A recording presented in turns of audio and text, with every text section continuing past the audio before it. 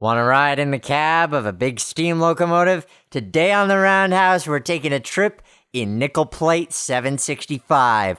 All aboard!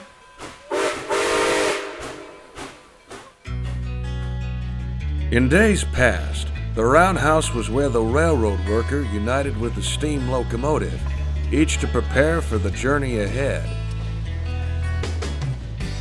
Today, it's where we examine the history, the industry, the machines, the hobby, and the passion behind railroading. News, interviews, stories, and more. So climb aboard. This is The Roundhouse. Welcome to the Roundhouse. I'm your host, Nick Ozarek, and this is episode number 48 of our Trains and Railroading podcast, where we talk about everything in the industry and the hobby. You name it, and we discuss it. Today, we are going to the Cuyahoga Valley Scenic Railroad, located in the eastern part of Ohio, for their annual Steam in the Valley event. We are going to be riding in the cab of nickel plate 765, talking to the crew, passengers, bystanders, about what makes this event so exciting and getting a sense of what it's like to be in a steam locomotive cab. Many of us dream and hope that we get to have that experience, and I feel very lucky to have had that experience. I want to thank the Fort Wayne Railroad Historical Society for making that happen.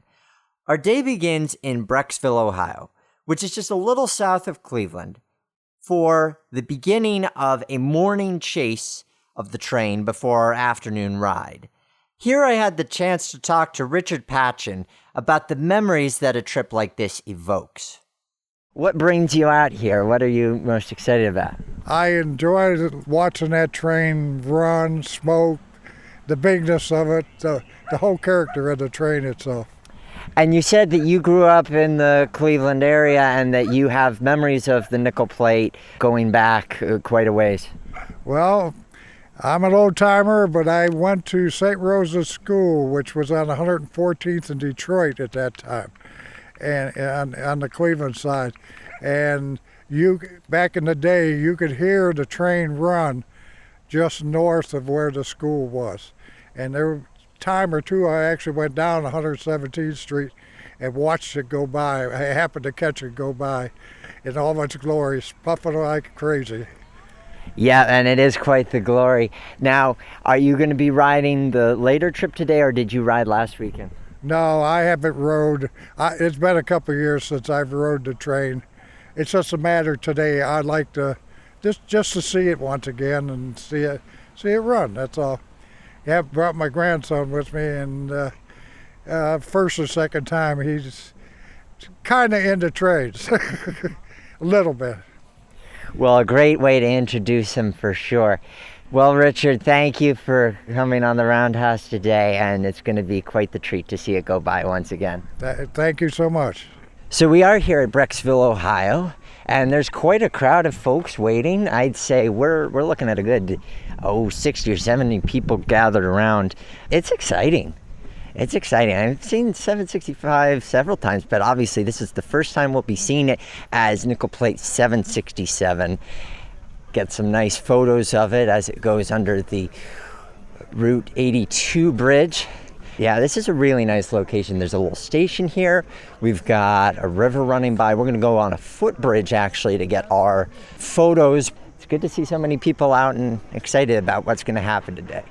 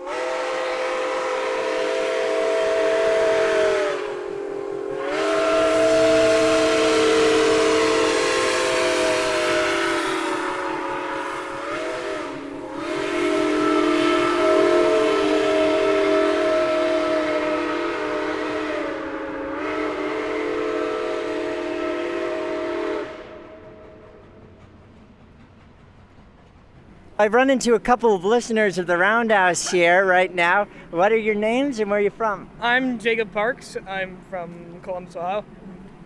My name's Johnny Parks. I'm also from Columbus.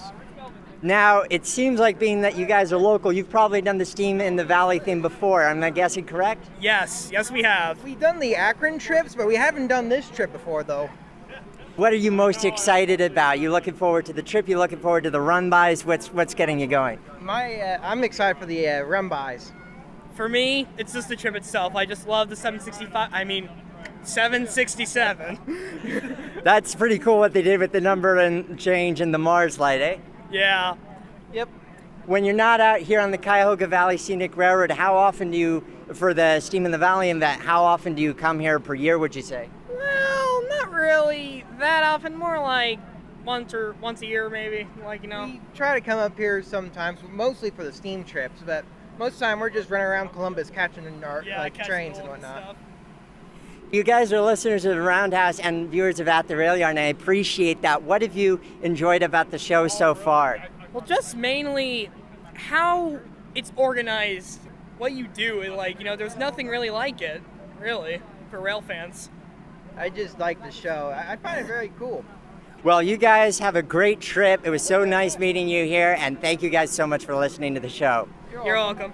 After talking with Jack and Johnny, the time had arrived. Nickel Plate 767 grandly entered the station, and I got to climb the ladder into the cab. Now, a point of clarification, this is Nickel Plate 765, but for this set of excursions, it was temporarily renumbered to Nickel Plate 767 in honor of the city of Fort Wayne. There's a long story behind that, which I think is better explained by the Fort Wayne Railroad Historical Society. If you're interested in reading that, I have a link in the show notes where you can read about that.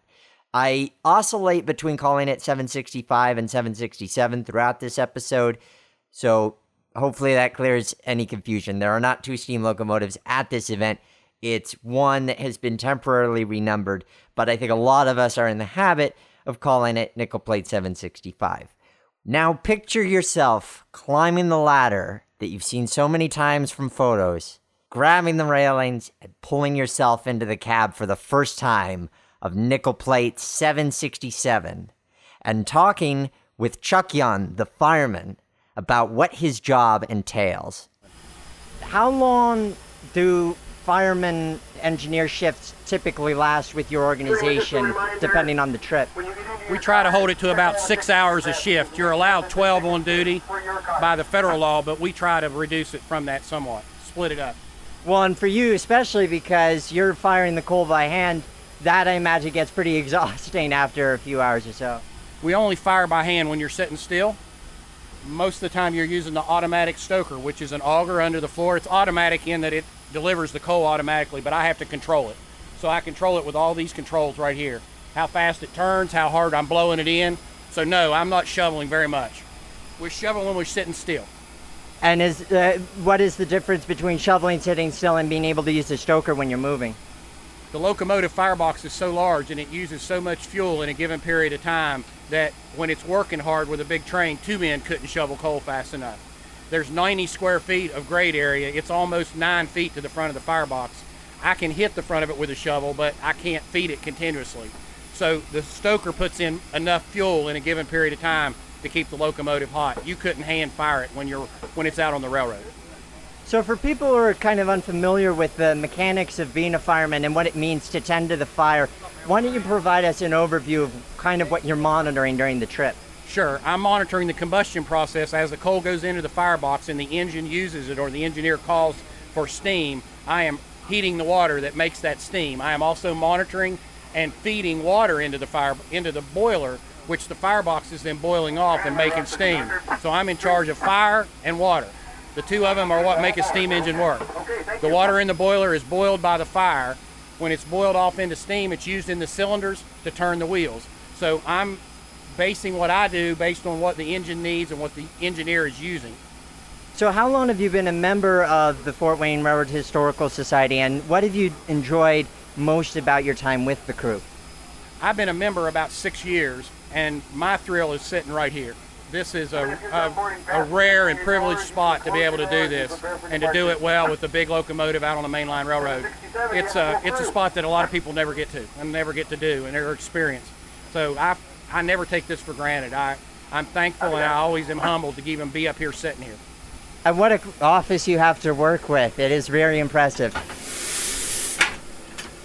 So right now Chuck's making some adjustments to put the coal in. You can hear that rumbling beneath me. That's the stoker going to work. Now I'm going to put water in it with the injector. Answering, take your numbers down, please.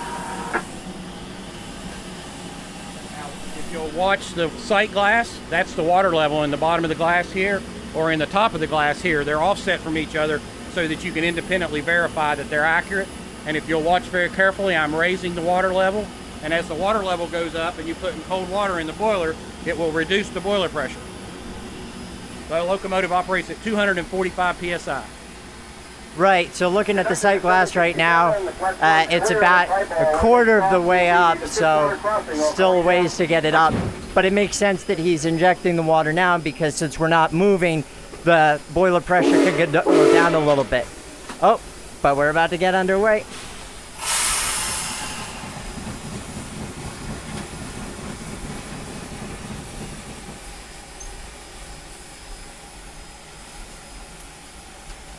All moving, 767.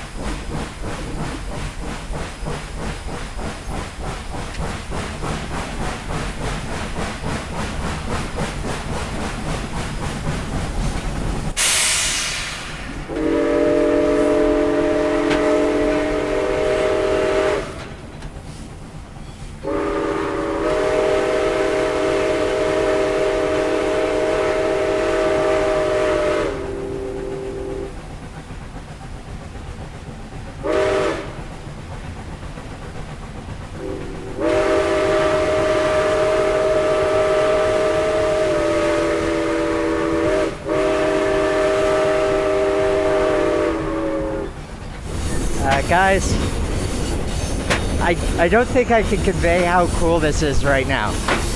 We're underway from Rockside, headed south toward Akron, and we're in the cab of 765, and to describe what it feels like, you see the locomotive from the outside, you see it go past you, and it's this big, larger-than-life thing.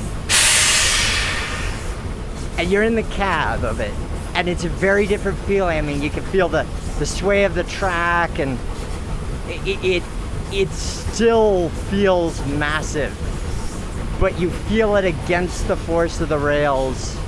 It's a very interesting feeling. It's like when you're riding a passenger car and you feel the in-train forces of that, but if a passenger car weighed 400 tons, it's a very different feeling from that.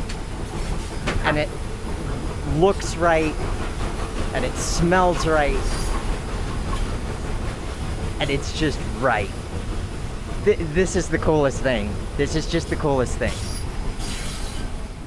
So as you can imagine, in here it's hot.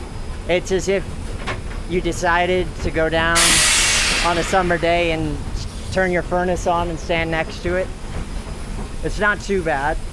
And moving along, you get a nice breeze.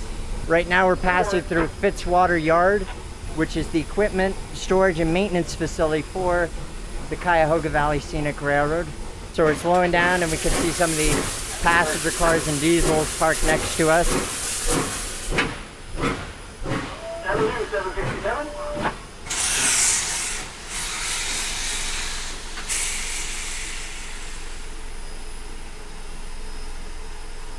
I'm here with Trent of the Cuyahoga Valley Scenic Railroad. Trent, what is your position? I am a locomotive engineer, conductor, and brakeman, and today I am acting as the pilot for the 767. So what does a pilot crew do?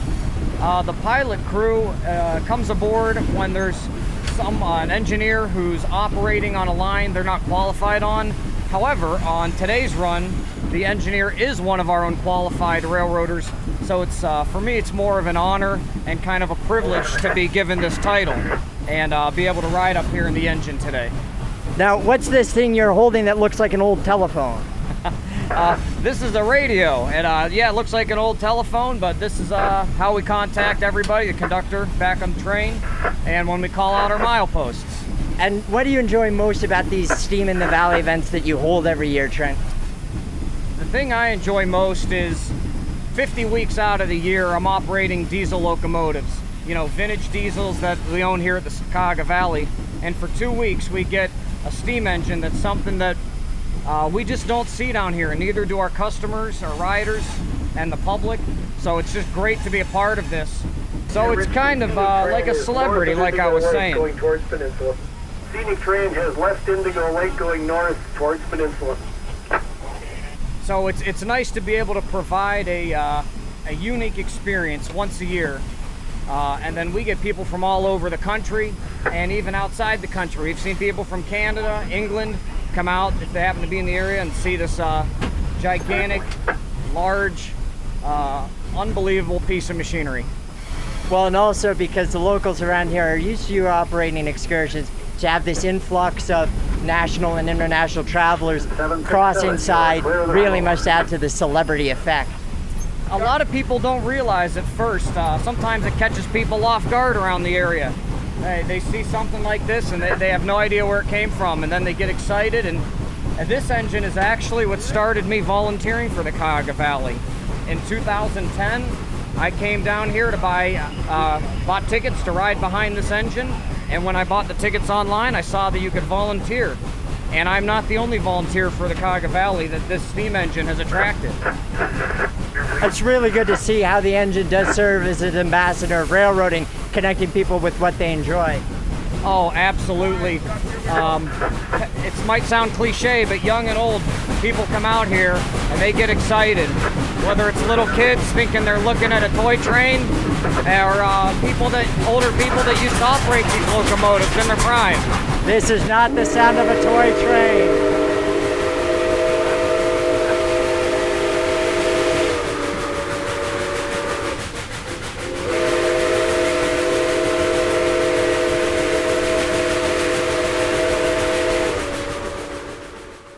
I think everyone involved in steam preservation, whether they have an active locomotive or they are working to restore one, is most excited about the operation.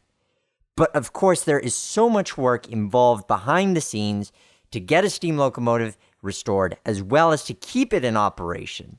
And that's why I wanted to talk to DJ, who's a relatively new volunteer with the Fort Wayne Railroad Historical Society. He just started in October of 2015, and I wanted to talk to him about what it's like in between operations and what's exciting about that kind of work. DJ, what is your position with the Fort Wayne Railroad Historical Society? I'm just a volunteer, a relatively new one. I joined last October, and I just show up on Saturdays, and whatever they need me to do, I do. So what have they needed you to do today? Well, today I'm on service crew when we return back to Fitzwater. So I believe I'm on valve oil or journal, or one of the lubricators I'll be filling, and whatever else needs done. And then I'll be on night watch from midnight to 6 a.m.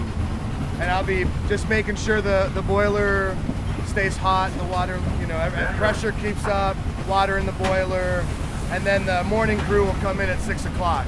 What led you to become a volunteer with the Fort Wayne Railroad Historical Society? Well, I had been chasing for many years, riding excursions and so on and so forth. And I just started talking to the guys and asking, if I wanted to join, what do I need to do?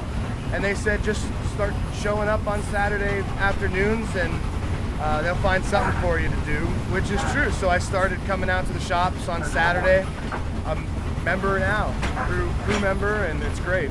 Do you live in the Fort Wayne area then? No, I actually live closer to here. I live in Alliance, Ohio. So it's about an hour from here. What have you enjoyed most, and what has been most surprising perhaps about your time as a volunteer that you didn't expect?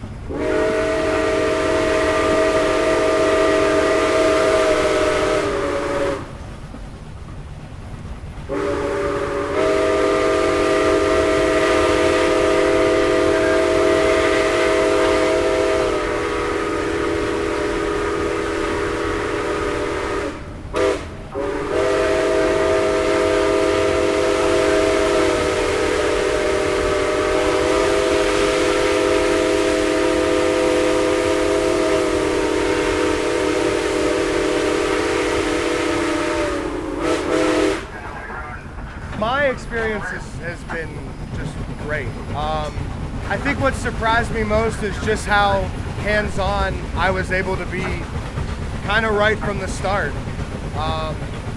Whatever needed done, you know, this winter we took the tubes and flues out and replaced them.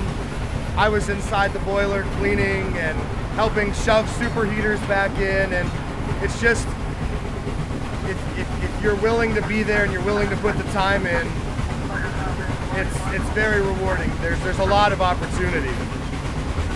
I think a lot of people who haven't volunteered with a steam locomotive think of the operation as the most glamorous side. But do you think there is a certain attraction to the physical work that you're doing on those regular Saturdays as well? Oh yeah, I mean, I don't have much mechanical background. I'm a teacher, so I don't have much experience, but I've learned a lot. And yes, you know, this is great when we get to run, but if it weren't for those thousands and thousands of hours spent by all the volunteers, we wouldn't be able to run. So part of me feels that the glamour is going to the shop on Saturday and being hands-on and involved. What do you teach? I teach music. Wow. Yeah. It's sort of a reprieve when you're dealing with 100 kids every day. It's kind of my time. I suppose it has a bit of crossover though if you get to talk about American folk music and railroads and how that has always been a part of that type of genre. Oh yeah, and I mean, you take people like Johnny Cash, who loved the railroad, loved steam engines, and to be able to still play that music, be involved in something like this, it's great. It's great. And it's great that then you get to be a part of what he was singing about and what many other folk singers were singing about, and keeping that alive just as we keep folk music alive. Yeah, absolutely. Well, thank you so much, DJ. Hope you have a good rest of the day, and good luck babysitting the locomotive at night. Thank you. Enjoy. Right now, we're sitting on the fireman's side of the locomotive, leaning out the window. My gosh, guys, this is unreal. I'm still trying to come to terms with the size of the locomotive, because when you're looking out along the boiler from the cab, you do get more of a sense of the length of it, but there's still kind of a way in which you can't fathom the size of it. When you're standing trackside, you can see it as a whole. It weighs 1 million pounds. It weighs a million pounds in working order. And that's the thing. How do you visualize 1 million pounds? And you could see that when you're trackside, but when you're in it, you could see some of it, you could feel some of it, but it's still beyond you. And maybe you get more used to that. Maybe these guys that I'm talking with who've been crewing for a while, maybe they're more used to that. But being new to it myself, it's still kind of beyond me. I'm here with Dan. Dan, what is your position with the Cuyahoga Valley Scenic Railroad? I'm a brakeman, assistant conductor, and a steward. And how long have you been with the railroad? Going on 4 years now. What do you enjoy most about special events like Steam in the Valley here? Steam in the Valley is just one of the events we do. We do Thomas, we do Polar Express, but for me, Steam means the most. I mean, it's such a beautiful machine to see down here, and it brings out a lot of people. Never see many frowns around this thing. No, hard to frown when you have something this big and impressive around, that's for sure. What do you find the community response is like when you talk to your friends or people who aren't necessarily rail fans? Does an event like this stick out to them more? Does it get them on the train when they wouldn't ordinarily? Oh, absolutely. This really draws a crowd anytime we talk to our friends or our family, and we mentioned to them that a steam engine built in the 40s is coming down here. You know, they're curious, they want to come down and take a look at it, and this is just a great opportunity to pull into the community and show them that this is a real working piece of history. It's so great that this relationship has been going on since 2008, I believe, was the first time 765 visited here? Yes, that's correct. And it's been down here a number of times, and every year it seems like the crowds get a little bit bigger and a little bit bigger. Well, and this year in particular, with the excitement of the engine being renumbered as 767 and the Mars light, seems like that went the extra mile in terms of helping to sell out the trains too. Oh, absolutely. The 767, you know, just the story behind it out of Fort Wayne definitely brought out the crowds and the photographers these days. And it's so neat to hear the teamwork. We're hearing the radio chatter in the background. It's so interesting to hear all the communication that goes on between the engine crew, between the conductor and the car host and everything, and how much of a team effort this whole is. Oh, absolutely. It's a definite team effort, all the way from the crew getting 767 ready to go in the morning, all fired up, to the maintenance staff that makes sure that everything's secured and ready to go for the day. It's really team effort, and it looks flawless and sounds flawless, but it's not. It takes a lot of hard work to make this all come together. And obviously this is a particularly special event, but for all of the excitement that you get to have throughout the year, even with your regular excursions or your other special events, what is it that you enjoy most about the work that you're doing here? To me, this is just kind of a breakaway. This is my mental therapy for the weekend. I come down here and just kind of blow off with some steam, no pun intended. Just come out from my day job and have some fun down here on the railroad. Forget about things for a little while. What is your day job then? I'm an HR manager in charge of 700 people. Well, definitely a different world here, that's for sure. A little bit hotter in the office, I imagine, as well. Oh yeah, absolutely. This is a real blast to do every weekend. Well, Dan, thank you so much for coming on and being an excellent pilot crew for today. Yes, thank you. Thank you. So Chuck, since we're backing up and giving the engine a rest, and I've had more time to watch you work, I've got some questions for you. Sure. First one, I noticed that you were playing with these levers that are on the floor here to adjust the fire. What are they and what do they do? They're called grate shakers. The fire is sitting in the firebox on a series of grates that move back and forth. 99% of the oxygen that supports the combustion of the coal on the firebed comes through the bottom of the firebed. So as the ash builds up, you restrict that oxygen through the bottom of the firebed. So periodically you have to get up and shake the ash down so that oxygen will penetrate the firebed and come up and ignite the fuel. I can tell by when I'm making an adjustment in the firing controls and it doesn't respond in a positive way, pressure up, I know there must be a problem and I go looking for it. The most common one is you're not getting enough oxygen through the firebed. So I shake it, that brightens it up, and it helps me gain pressure.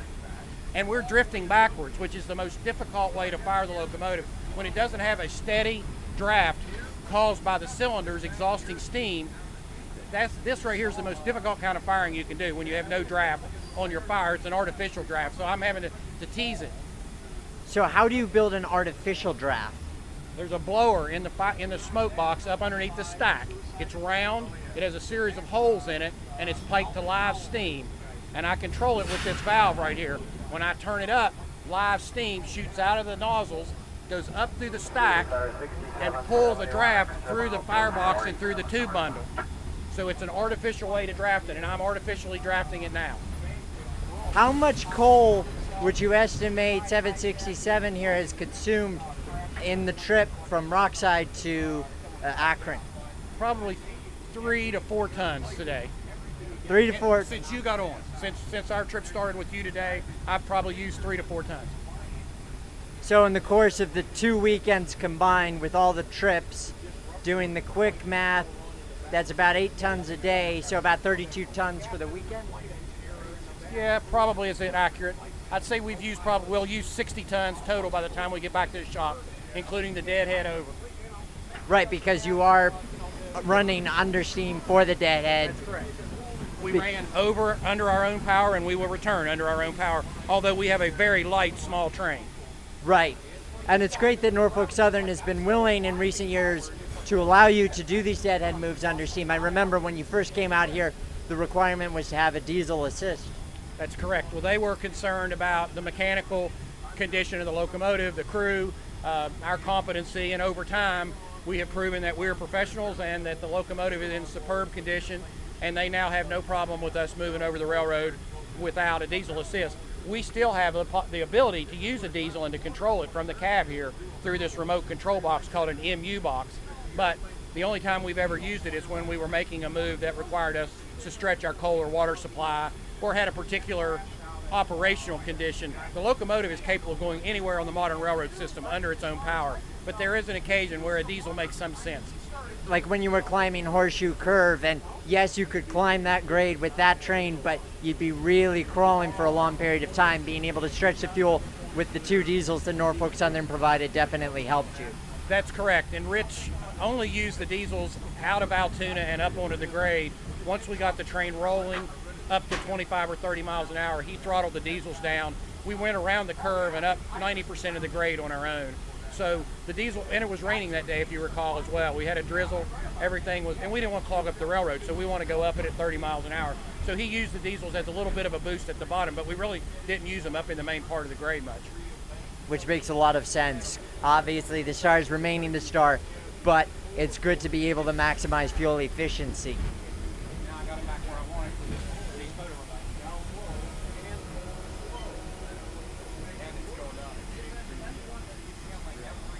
So at this point, we are just coasting back under the power of our diesel 6771. It's an MLW, Montreal Locomotive Works, FPA4. Been working for the Cuyahoga Valley Scenic Railroad for at least over 2 decades, and it's powering us north. It's taking its time because we have to coordinate meeting at Peninsula with the scenic train, which is on its way south. Initially, the plan was we were going to meet there and then do our run-bys, but we actually headed straight to Akron. Now we're headed straight back to Peninsula. We're going to meet that train there. Then we're going to do our run-bys, and then we're going to go back to Rockside Station. So I didn't think to record it, which is foolish of me, but I just blew the whistle on 765/767 while we were moving backwards. That was really cool. And there is an art to blowing the whistle. You don't just press the button or pull a cord. You got to get a feel for how much you're opening it to give it that nice feather so it does that woo woo kind of thing. It's not as easy as it looks, but man, is it fun. So we're pulling into Boston Mills right now, and we're going to do the afternoon's worth of run-bys here.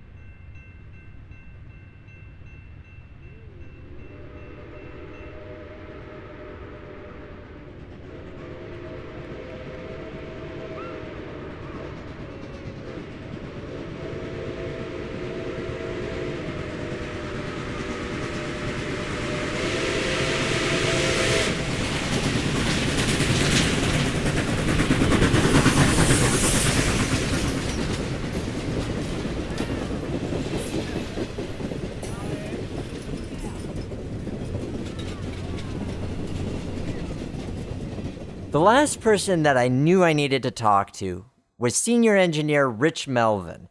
Now, you'll remember way back in episode 3, we had a whole episode where we interviewed Rich about various railroad topics, including nickel plate 765. He's been involved with this steam locomotive for 30 plus years. And now he's looking to hand over the reins to the future generation. And I wanted to talk to him about what that was like, as well as some of the operating details behind what it's like to be the engineer of this magnificent machine. So I'm here with senior engineer Rich Melvin of the Fort Wayne Railroad Historical Society, and we are just drifting back toward Peninsula at this point. Rich, operating on the line like this, how does it compare in all of your rail travels? Is it a relatively easy line? Does it have some tricky spots? Well, the line itself isn't bad because there's no steep grades, there's no real sharp curves, but what poses an operational, I wouldn't say obstacle, but makes it interesting is the speeding up and slowing down that we have to do. We've got one place where we have a permanent speed restriction that we have to slow down a restricted speed because there's a spot at this area that's prone to mudslides. So we have a permanent restriction there to be able to observe whether the railroad is clear or whether we've had a mudslide. And while we are okay to run 29 miles an hour, and we have to run that speed to maintain the schedule, the grade crossings are all set for 25 miles an hour. So each grade crossing we have to pinch it down a little bit to make sure we hit the circuit at 25, and once we get over the crossing we can go back up to 29 and so forth. So that makes it interesting in terms of managing speed. Fireman's got to stay with me as we slow down, widen out on the throttle, accelerate and so forth. So it's not the kind of a run where you can get it set and then not do anything for an hour. Here you can get it set, and if you're lucky you won't have to do anything for 5 minutes. It seems like the whistle's going off about every 5 minutes because of the number of grade crossings too, and every time you're going through you're keeping your eye out for vehicles, you're keeping your eye out for rail fans, and that adds to your focus as well, I imagine. Well, that's right, Nick, because this area, this railroad is a scenic railroad. People come here even when we're not here to take pictures of the train, ride their bikes on the bike trail, ride the trains. So this national park here, the Cuyahoga Valley National Park, sees a lot of people on a regular basis even without us here. And then you bring this big people magnet called the 765 here, and it just draws even more people. So yeah, there's always big crowds down here watching us, taking videos and pictures, and just having a good time. Now, in terms of recognizing the power of that crowd magnet, I was noticing in your communications with Chuck, the fireman, how there's times when you're deliberately trying to put on a show, you're adding to the stack talk, making it make a little bit more noise. How do you determine like what are the kind of showstopper moments, and what are some of the differences in terms of operation of how you're pushing it that puts on a bit more of a show, especially for the run-bys? Well, I wouldn't say that we're doing anything to put on a show, quote unquote. Just in the normal operation here, we have to accelerate, slow down. There are a couple of little grades where the engine can work pretty good. Coming south right out of Peninsula, climbing the hill up into Akron on the last few miles, accelerating out of that restricted speed zone where the mudslide potential is. So there are lots of places on this railroad where we can make the engine work hard, but we're not really putting on a show, we're just doing what we have to do. Now, you are the senior engineer for the organization, but obviously not the only engineer. You're training these new guys. What is it like to be training this younger generation and sort of handing over the reins, as it were? Well, I see it as very, very important for the future of this organization. Older guys like me aren't going to be around forever, and we have to have a group of young men trained and ready to take over when I decide to retire. And there have been other steam locomotive organizations that didn't do that. It was kind of just a group of good old boys, and when they decided they were done, there was nobody to step up and take over. We have not done that. Organizational wide, we have taken a proactive stance that says we have to pass on the legacy of what this thing represents. You realize that the Fort Wayne Railroad Historical Society has owned the 765 longer than the nickel plate did? I don't think there's any other organization in the world that can make that claim. And that legacy is very important to us. And so it not only is prevalent, this succession plan is not only prevalent here in the locomotive crew, it's present in the mechanical crew. Those guys that are learning the things they need to know to keep the locomotive properly maintained. And it is so much about the system as a whole. People tend to look at the engineer, they look at you, and you're the captain of the ship, and you're the figurehead, but at the same time, it's so much a team effort, and there's so much that needs to go in work-wise before anybody's touching the throttle, and being able to recognize the importance of that is highly valuable. Well, you're right, Nick. Being the, quote, senior engineer, unquote, all that means is I'm the oldest part on the crew. And you're right, it is a team effort. And the mark of any good team is that no one guy is indispensable. If I couldn't do this tomorrow, this organization would be just fine because there's other people ready to step into my shoes and do what I have been doing. So there's that succession plan in action again. But it is indeed a team effort. I get a lot of the attention because I have been with this engine for 34 years. I have been one of the engineers for 32 of those years. And consequently, I get a lot of attention that's maybe not fair because there are other guys on the crew that put in just as much, if not more, time and effort into this than I do. But they're the unsung heroes. Nobody knows who they are, but they're the guys that take this thing apart in the wintertime to maintain it, put it back together so that we have this machine that can come out and run like this. I think as long as people recognize, too, though, that you were just like us, 20-something at some point, wanting to get into this and wanting to get involved, and we're part of building this up, that people of our generation can be doing the same thing. They can be getting involved, and then they can become the figurehead engineers of the future generation. And then the tradition continues to carry on, which will be really great to see how that goes. Especially this Headwaters Junction thing, which your organization is moving towards. I think that is a phenomenal way of educating the public and continuing to find new ways of using the 765 as an educational tool. Kelly Lynch on our crew has led that Headwaters Junction effort. And to his credit, we're almost to the point where we can say it's going to happen. And when it does, it will be an astounding development in downtown Fort Wayne and provide a home for this organization for the next half a century. I may not be around to see it completed, but it certainly now looks like it's going to happen. Well, we certainly hope that you'll be around to see it. A, because you've got the railroad iron running in your veins, and B, because people are going to rally around Headwaters Junction to see it through as quickly as possible, because it's going to be something very unique in the North American railroading scene, I feel. Oh, I agree. The effort that Kelly and some of the others have put into this is just unbelievable. And as I say, I think it will happen. I think the project has now got enough life and enough momentum and enough community support that even though there's a lot of money to be raised yet, I think it has a very good chance of success. And you talk about being the figurehead. If nothing else, you will be always memorialized in the Lionel Nickel Plate 765 as the voice of that locomotive's engineer. Well, that's true, and I just learned a little while ago that I guess they use my voice in a few other locomotives too, and I didn't even know that. I'll have to send them another bill. The voice of a true engineer. And finally, we have a question from a listener, from Edward Lovell. He wants to ask you, what was your favorite trip? And I imagine, given the amount of trips you've been on, that's a tough one.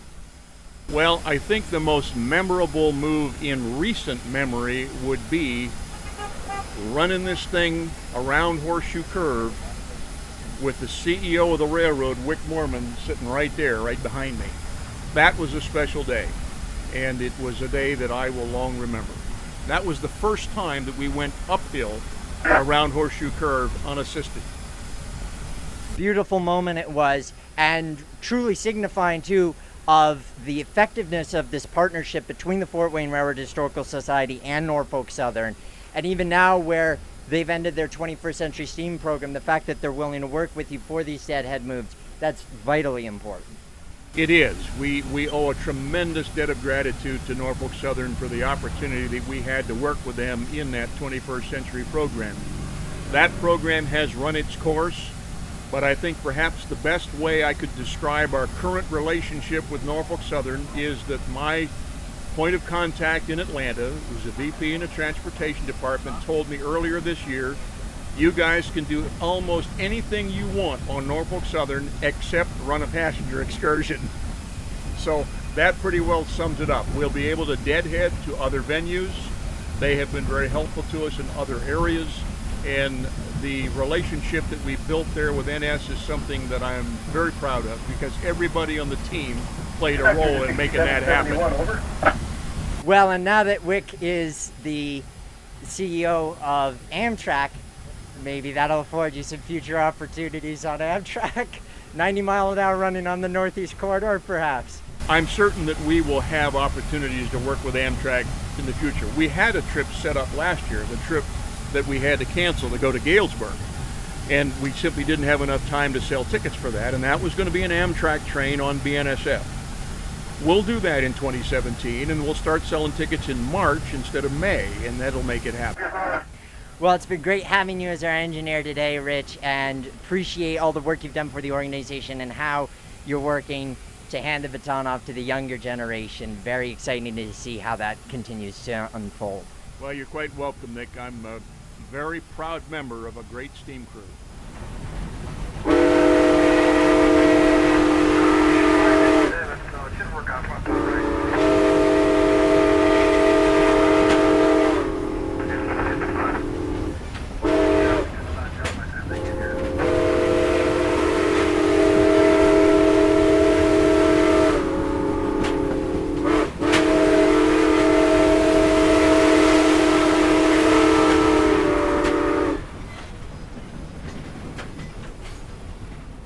It was announced by the Fort Wayne Railroad Historical Society after these excursions that this would be Rich Melvin's last time at the throttle of 765.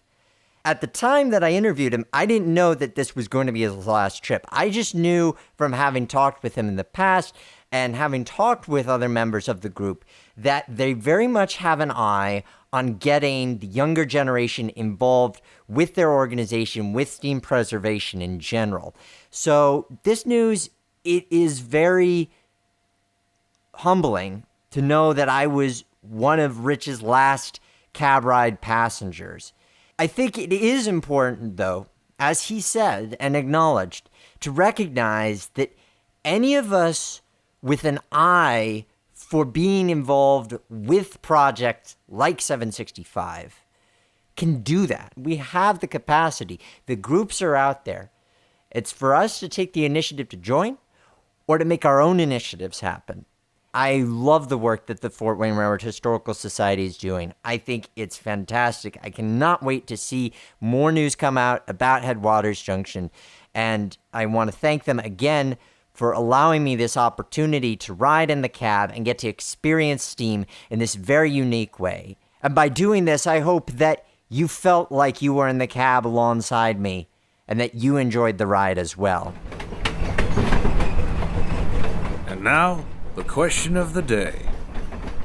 Last time on the Roundhouse, we were talking to Debbie Conway, the superintendent of Steamtown National Historic Site. And I asked you guys, what is your favorite piece of equipment at Steamtown? And I got a lot of interesting responses. This from Miles Spear on the roundhousepodcast.com. My favorite piece of Steamtown equipment has to be nickel plate Berkshire 759. I find it extremely cool that Ross Rowland, a person who I very much look up to, used the 759 on many of his high iron excursions and his Golden Spike Centennial train in 1969. It would be a sight to see another nickel plate Berkshire running along with the 765. Very true, that would be quite a sight indeed, but they were united last year in 2015, and that was still a pretty cool event. A lot of comments on Facebook, a lot of love for my personal favorite, Canadian Pacific number 2317. One example of a comment I got from Jim Lipnitz. Right now, it's Baldwin 060 number 26. Hopefully before too long, it will be Boston and Maine 3713. Agreed, Jim. Hopefully that restoration continues to go well. And lastly, from Twitter, the Totally Thomas says, British locomotive Repton was one of the first engines I ever saw in steam. A lovely Southern Railway engine.